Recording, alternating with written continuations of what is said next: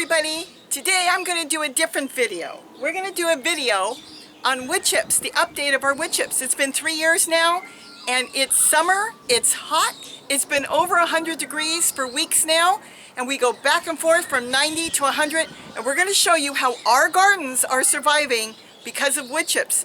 Gary's the big one in wood chips. Let's go take a look and let's go see how the wood chips are doing. She's got a pashmina, see, it matches my shirt. Let's go see how the wood chips are doing. We, as you know, have gotten so many wood chip piles dumped from the tree companies, I don't even know how many. This is what normally the hillsides look like. Nothing really grows, and that's what they normally look like, very dry. But with us using wood chips, my husband, it has really changed the land. Now, with wood chips, you would think it will pull nitrogen out of the soil and the plants won't like it. No, no, no. It's quite the opposite. As long as you use wood chips correctly, you're going to have a magnificent garden. And that's why it's called Back to Eden, because that is natural. I'm going to show you today 2 gardens. And we did have to peek at one without them knowing. But I'm going to show you 2 gardens. And as we walk down, you're going to see now my neighbor's garden. Same garden, same area, same everything. Look at how dry it is. The thing is, he plants a garden every year. And normally he does really struggle with it and waters it. And he does get some food from it. Nothing like us. And I've spoken to him. I've tried to tell him, but he doesn't really understand or care. I don't know. Gary's garden, as you can see, is right next to his garden. Well, this year, due to the massive heat waves we've had, and today we're having another one, triple digits due tomorrow too, his garden's done. He did not get one bit of produce, not one zucchini, not one squash. I don't think he got a pepper, and of course none of his tomatoes made it. Gary's garden is right next to his. And Gary has got a food forest. It's a small area that he fenced off to attempt to keep the rabbits out of. And here we are. This is a food forest. He's got banana trees growing, sweet potatoes all over the ground. Greens he did put in this hot tub. And all this, if you can see, is in the ground. It is a little dry. I mean, keep in mind, we've been running 100 degrees now for weeks. It gets down into the 90s and goes right back up to 100. But he's got food everywhere. Look at this, Swiss chard and colored, and he doesn't plant as much as I do. He's really into his sweet potatoes. That's what he really likes. And he's into his yams, his ubes, and of course he's got the kale, which those are not trees. They're not supposed to be trees, but they're trees down here. He's got all kinds of things growing in here, and he's got peppers growing, and more peppers over here. He's got pepinos growing. This is pepinos. And dill. Oh, good. He's got dill. I want to make pickles. The thing is, when you lay wood chips down, you are feeding the soil. You are creating topsoil. You're taking this clay, or whatever soil you've got, which is, look at this. This is the soil. And this is what our neighbors got. Look at that. And when you water that, you don't know where the water's going. If it finds a trail, it's going to leave. So what you think is watering your plants, like look at here, nothing's growing. For some reason, he did not cover this with wood chips here. But that's a perfect example. Look at all the plants here. Look at this. I better get on Gary and get wood chips down here. These plants are struggling. There's no water in there. That soil is dry. This is what my neighbor is dealing with. Dry clay. Wood chips give life. Now the reason Gary went with wood chips was because he wanted a low maintenance garden. He doesn't want to water. When it's warm, just normal warm, 80 degrees, he doesn't water. He doesn't need to water. You know, in the winter, our winters can get down to 40, but generally our winters are like 80 degrees, 70 degrees. He's not watering. Yes, I water my containers a couple times a week in the winter. In the fall when it's warm, maybe more. He's not watering. Even now in the summer, he does not water every day. The wood chips retain and hold the water underneath. They're like a blanket covering the ground. And as the wood chips sit there underneath, the fungus get in there, the fungi, and they are eating the wood chips and creating the soil into a topsoil. And that's what's feeding your plants. That's what it's all about. And our land has changed. We can grow all this here, no different than what our neighbor could be doing. I spoke to the other neighbor near me the other day. He's not interested. He said, we can't grow anything here. How can you tell anybody in Southern California, with our terrific weather, you can't grow anything? I don't understand that, but you know, I'm not going to go there. This is just amazing. And I know that Gary's got something to say about it, and I want you to hear this as I show his garden. Listen to us talk about.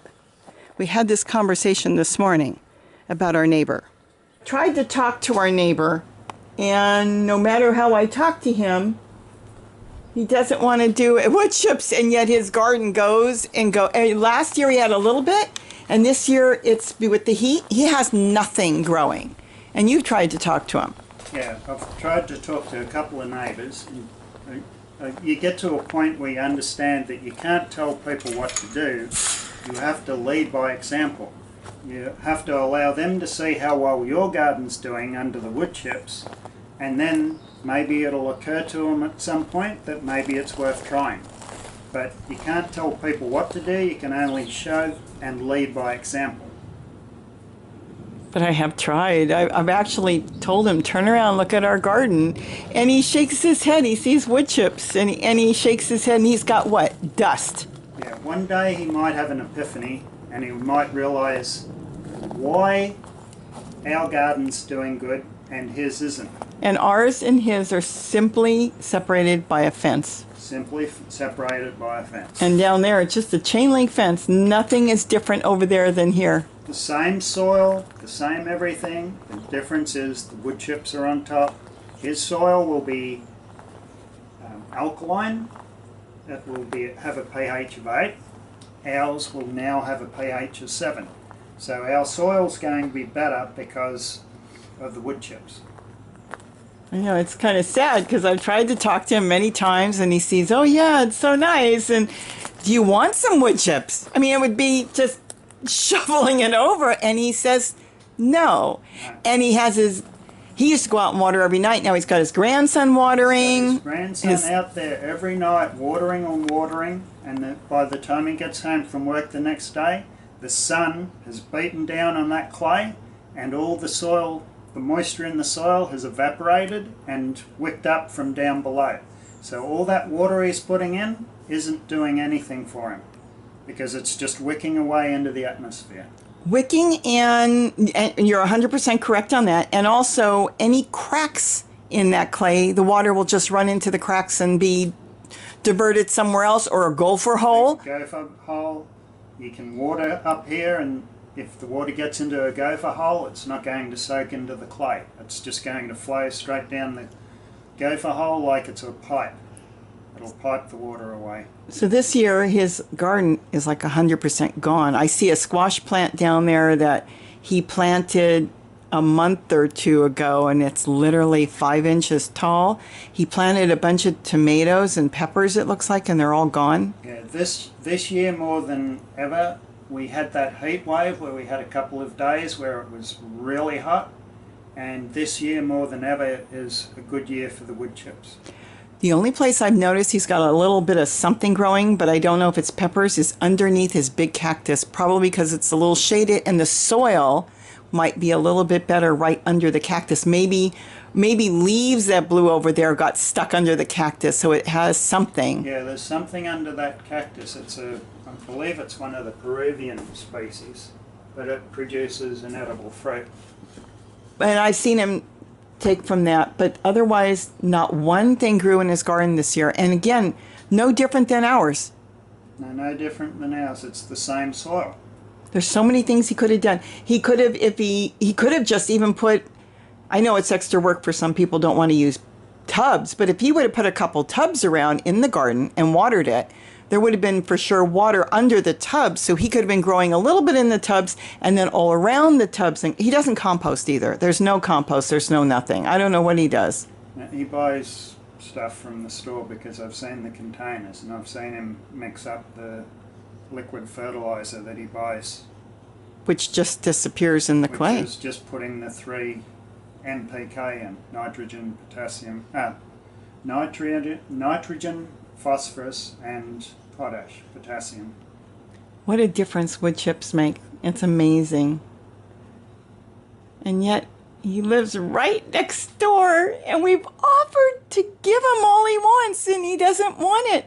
So it's really, I mean, I feel bad. I've given him even some squash plants before last year, but they didn't, he had a few make it.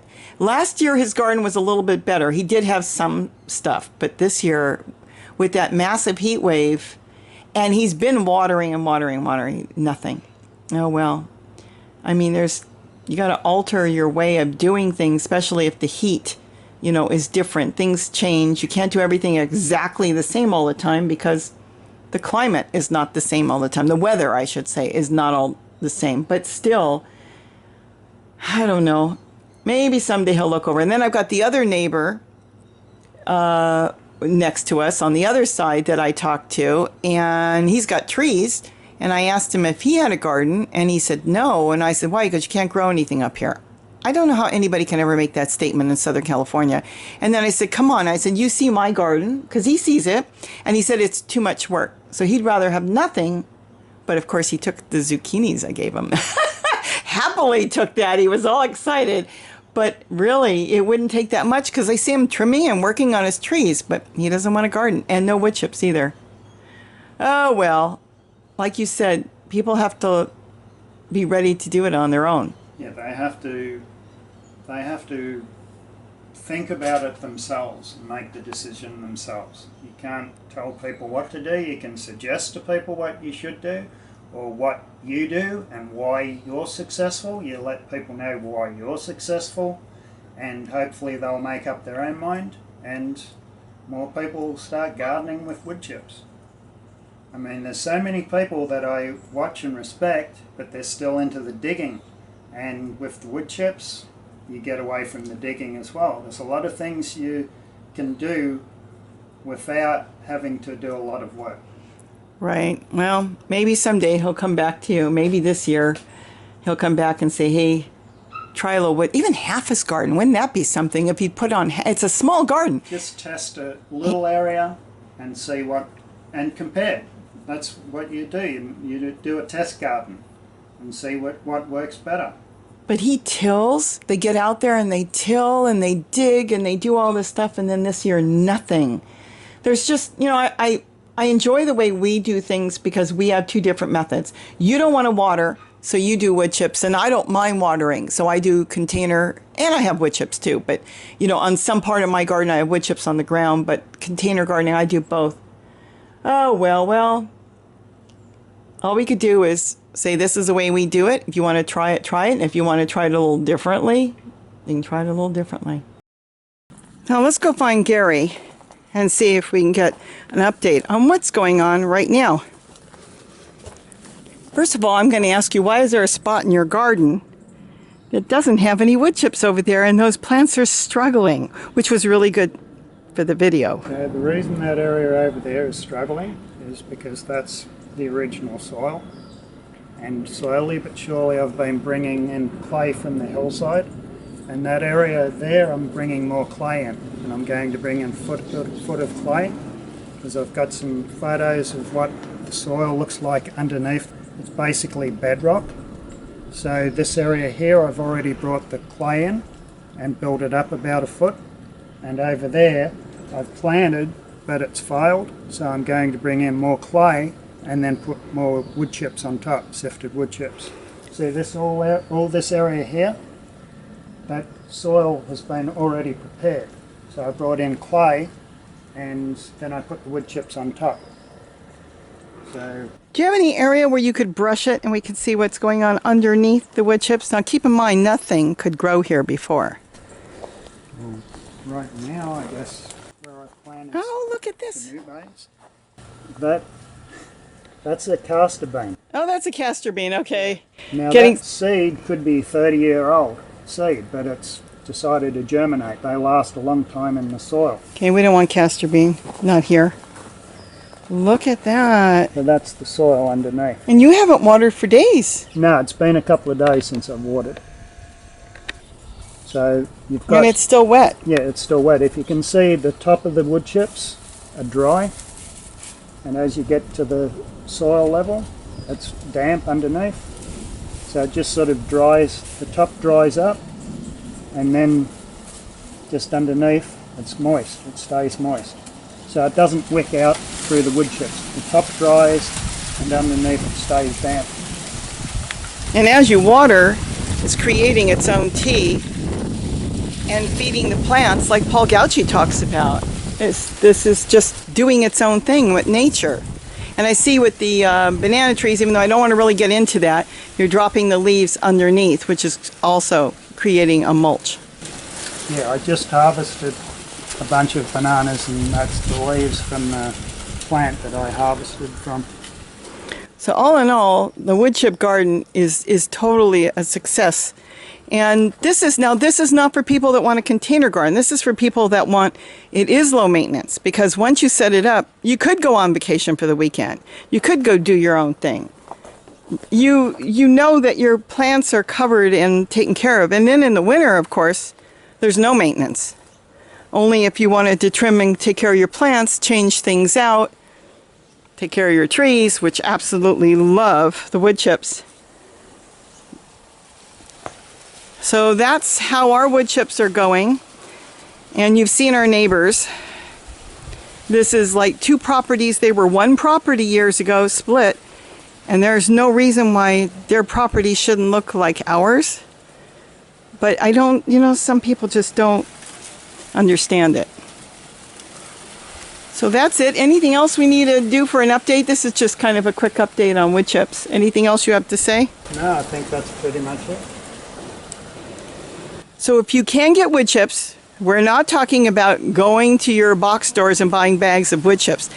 This is from tree trimmers, taking down trees, whole trees, and shredding it. You get the leaves, you get the bark, you get the branches, you get the whole thing. And the trees pull up minerals that are just wonderful. And to take that to the landfill is criminal. It should not be going to the landfill. It should be going places. And this is how we're going to create topsoil back to where topsoil was just gone. Gone for various reasons, just over the years, not being replaced by trees, trees being cleared, properties being cleared to build homes on. There's so many reasons why topsoil was just gone. But regardless, there was no topsoil. And a lot of people have no topsoil. And you can replenish your topsoil and make new topsoil just by bringing in wood chips. And then you can use the wood chips for other things, but like pots and stuff. But again, this is for planting in the ground, low maintenance, creating your own food for us. I mean, can you imagine? You take a small area, let's say, I don't know, you can make a small area, 20 by 20 feet, 30 by 30, whatever you want, covered in wood chips. Even if you're not ready to plant in it right away, get the wood chips. Ask a tree trimmer to drop it off. And if the load is too big, split it with a few people. Lay it down and forget about it. You don't even have to plant in it right away. You don't have to do anything. All you have to do is get it in there, lay it down, spread it out, and forget about it. If you're dry and hot at that time, water it. Water it as if it's a lawn, once or twice a week. let the wood chip start to break down. Let it start to build that blanket of fungus underneath, what the plants need. Let it do its thing.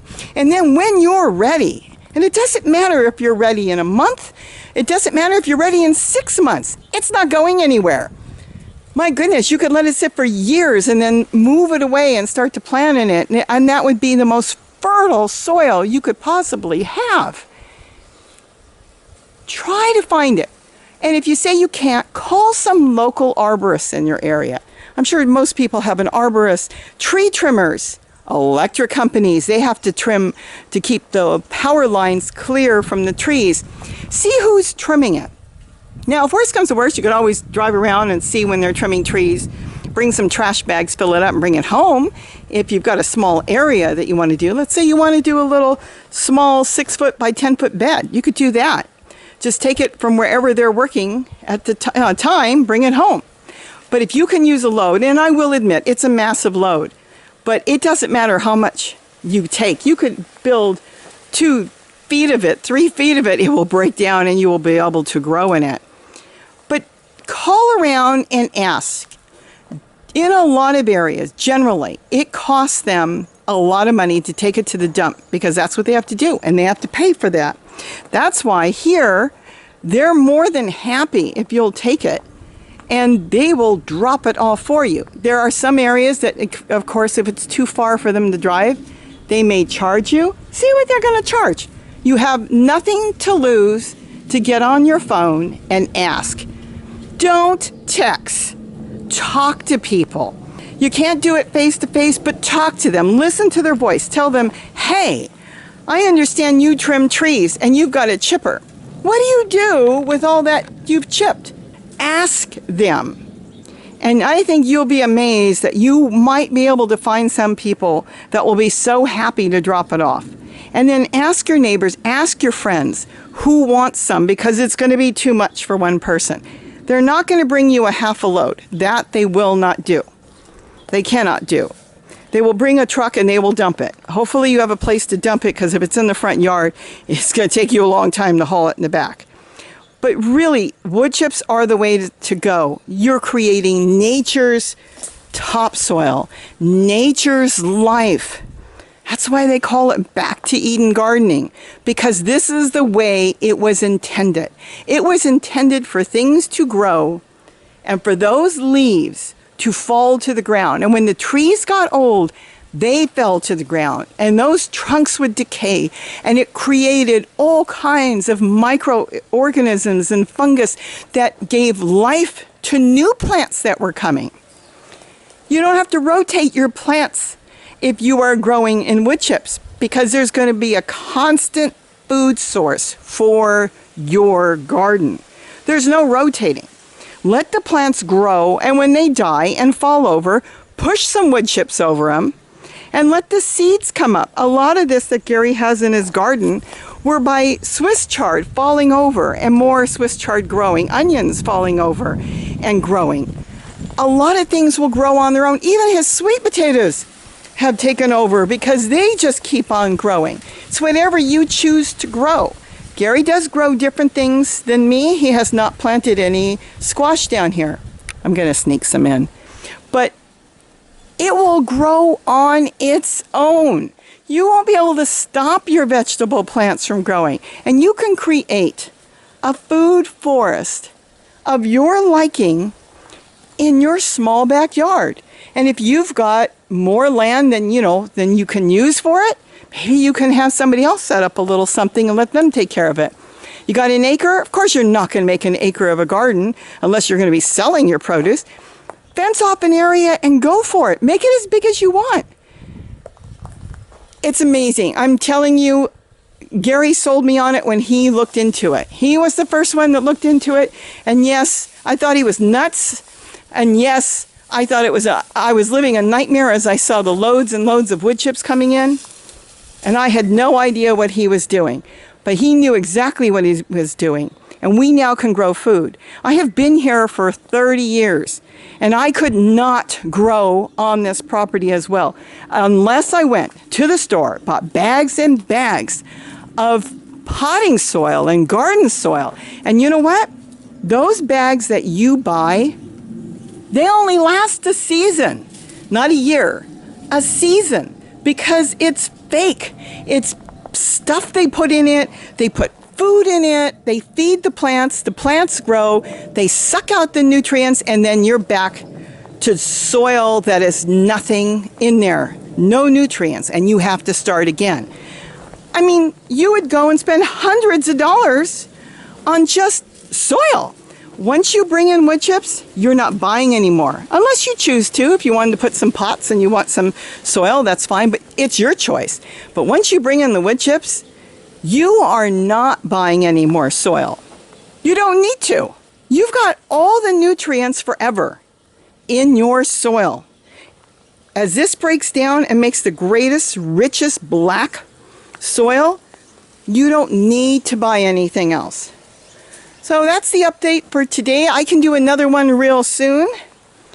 And I see he's got more. That might be fennel growing. Is this fennel over here, Gary? Yes, that's fennel. We got fennel, we got dill growing. Again, he grows different things in his garden than I grow in mine. And to be honest, I don't come down here that often because when I have time, I work in mine. But his garden, he wanted to do it differently because he wanted low maintenance. He wanted something that he can plant it and forget it. And like I said, in the winter, he doesn't water. There's no watering down here. There's no maintenance in his garden. Of course, now he's got a pond to take care of. But there's no maintenance in his garden. It all takes care of itself. Now that we're in a massive heat wave, he does come down here every 2 or 3 days, and he waters a little bit. But as he showed you underneath the wood chips, when the water is wicking back up to evaporate, it doesn't get through. So a lot of it stays there, so his garden stays damp. And this is the way he wanted to garden. He said he doesn't have time to fool around. And look how green it is. I mean, can you imagine? We are in the middle of a heat wave for weeks now. And look at how green it is. It's beautiful. It's absolutely beautiful. So that's the update on wood chips today. Oh, I just found the squash. I thought you had no squash, and I think there's a big squash on it. That came up as a volunteer in compost that I brought down and sat in my It was in the compost from the kitchen. kitchen. I don't know if you can see the hair, if you can pull the leaves away from. Look at that. A volunteer zucchini came up from the seed from my kitchen scraps. Isn't that cool? And that's the way it's going to grow in wood chips. So with that, all I can say is this is the update on wood chips. It does not pull nitrogen from your plants. Don't mix it in your soil. Lay a blanket. Doesn't matter how thick you want to lay it. Lay it down flat. Lay a blanket of wood chips.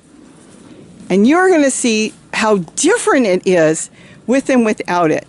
Have a great day. And don't forget to eat what you grow. Bye-bye, everybody.